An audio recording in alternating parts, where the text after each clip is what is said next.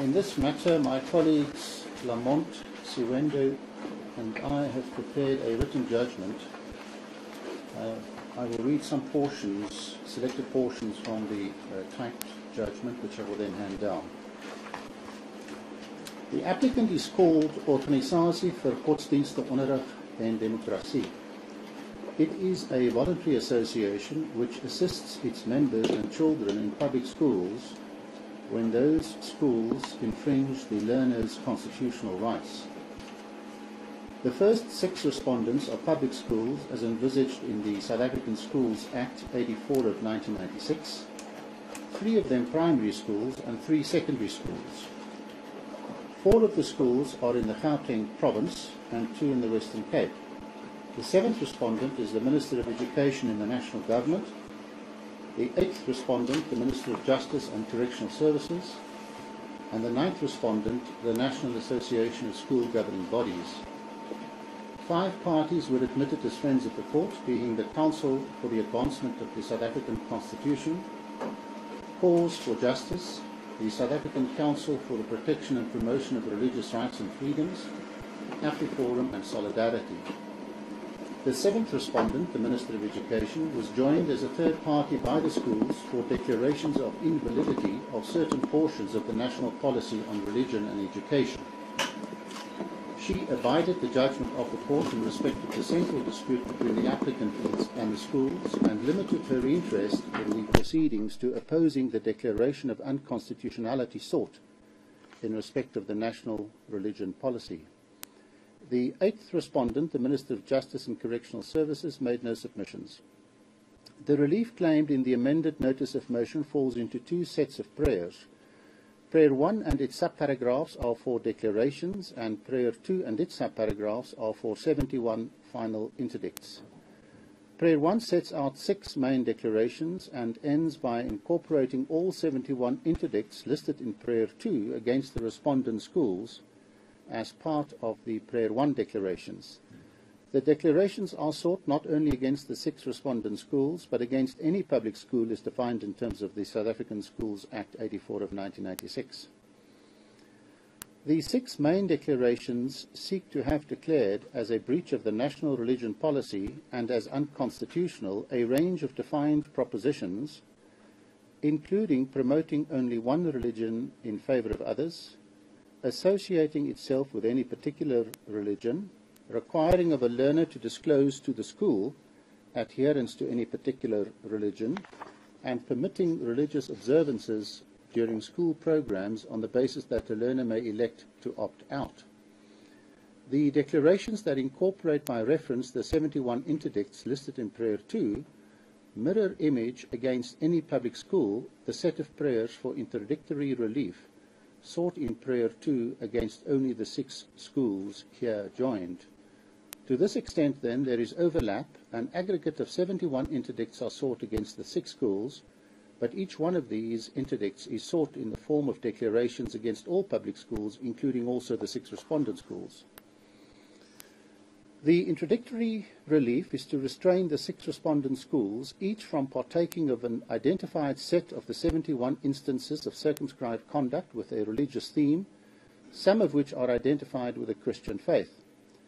These range from the more contentious, holding itself out as a Christian school, to the possibly more neutral, having a value that includes learners to strive towards faith.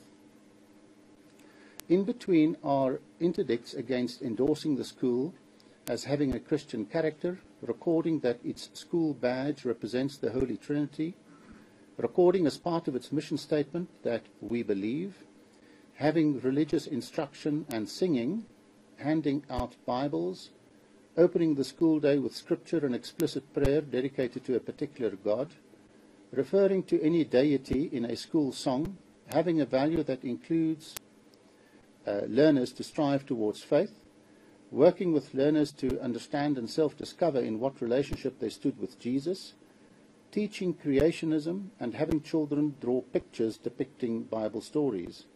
As is evident, the conduct ranges from the very generalized to the very specific. The Constitution is the starting point of both the applicant's case and the school's case.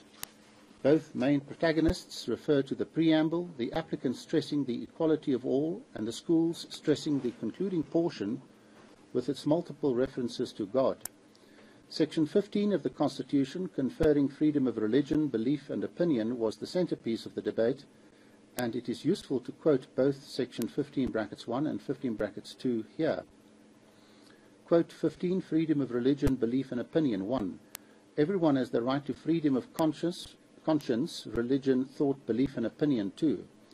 Religious observances may be conducted at state or state-aided institutions, provided that A, those observances follow rules made by the appropriate public authorities, B, they are conducted on an equitable basis, and C, attendance at them is free and voluntary.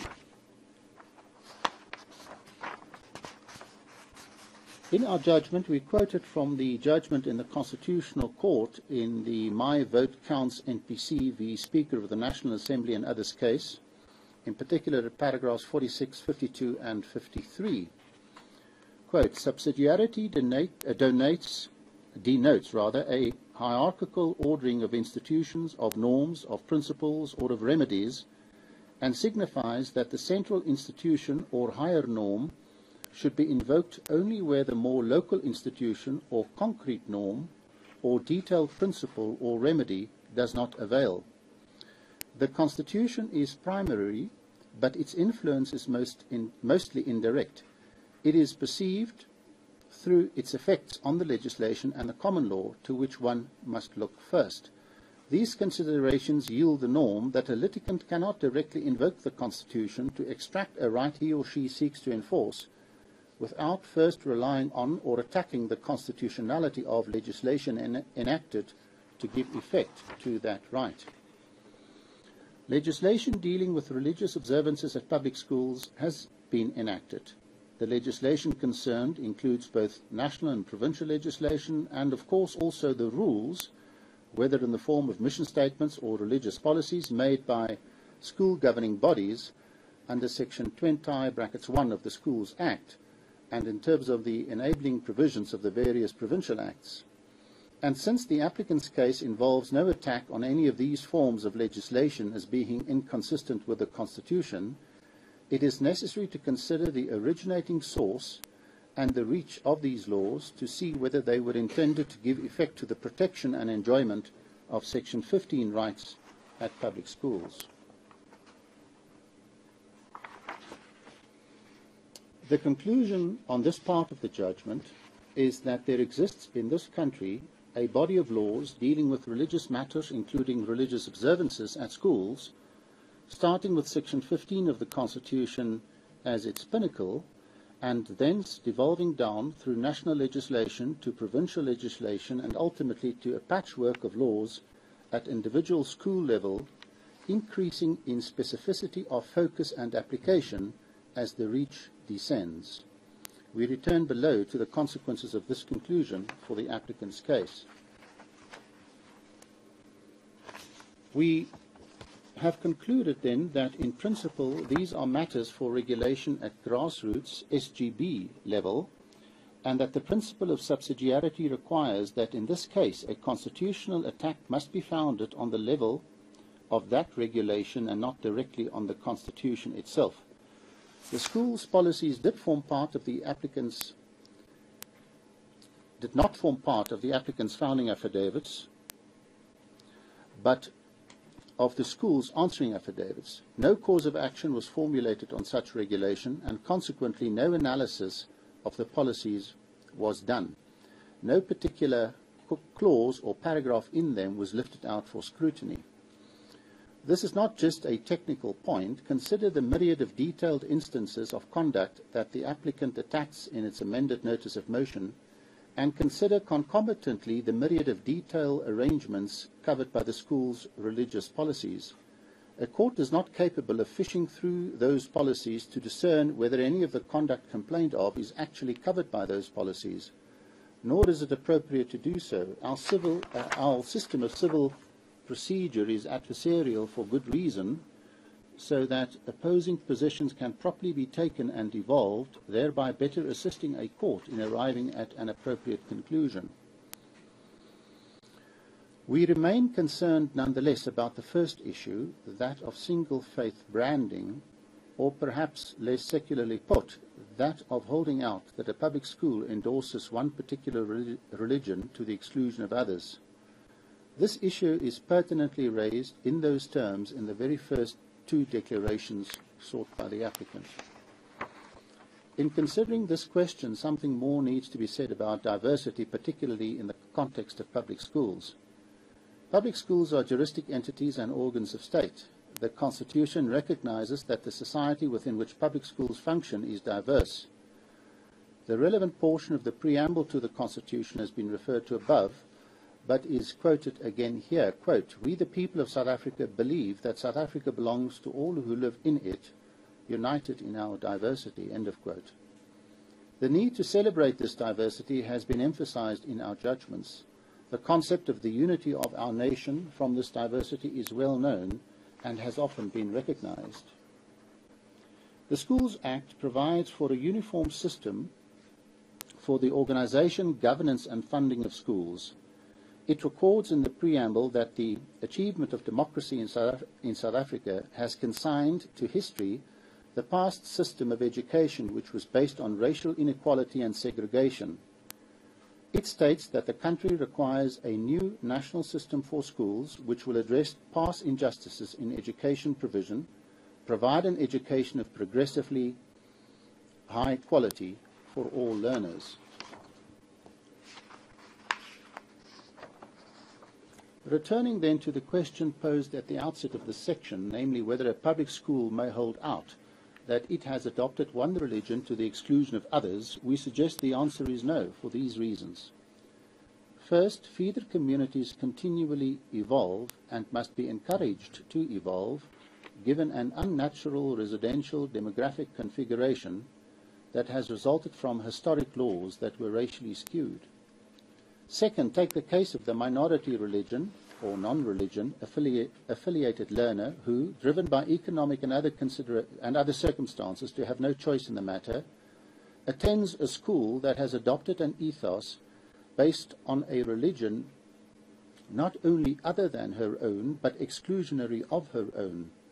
Even accepting the existence of SGB rules that make non-attendance at religious observances voluntary and substantively free and fair, does the fact that the school holds itself out as subscribing to the ethos of a religion different from and exclusionary of hers likely inculcate a sense of inferior differentness in her? Not always and not necessarily, depending on the learner, but we think it could.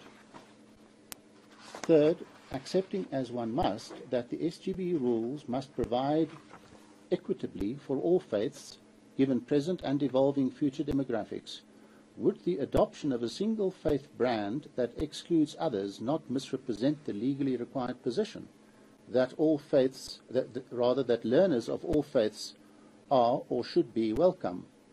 We think it would. But it is suggested that the protagonists here are plainly interested parties and declaratory relief without any concomitant consequential orders may legitimately serve as a guide to them. There is the question of the reach that such a declaratory order should assume. The applicant's list of allegedly unlawful conduct is comprehensive, as we have remarked at the outset. We have found that the principle of subsidiarity could conceivably legitimize, depending on the peculiar circumstances pertaining at a particular school, some of the conduct targeted in the notice of motion, but that whether it does is a matter for the school governing body and the department in the first instance. We have found, too, that if such conduct is considered unlawful, the principle of subsidiarity required either that the appropriate school governing body rule be attacked as unconstitutional, or that the conduct must be attacked as offending the appropriate school governing body rule. We have, however, also found at the level of principle that neither a school governing body nor a public school may lawfully hold out that it subscribes to only a single particular religion to the exclusion of others. In these circumstances, a declaratory order should not, in our view, extend any further than what we have concluded at the level of principle, nor any further than the first two prayers of the applicant's amended notice of motion. In the circumstances, we issue the following Order A. It is declared that it offends Section 7 of the Schools Act 84 of 1996 for a public school, 1, to promote or allow its staff to promote that it, as a public school, adheres to only one or predominantly only one religion to the exclusion of others, and 2, to hold out that it promotes the interests of any one religion in favour of others. B, the remainder of the relief claimed is refused. C, there is no order as to costs. I hand down the judgment. Court adjourns.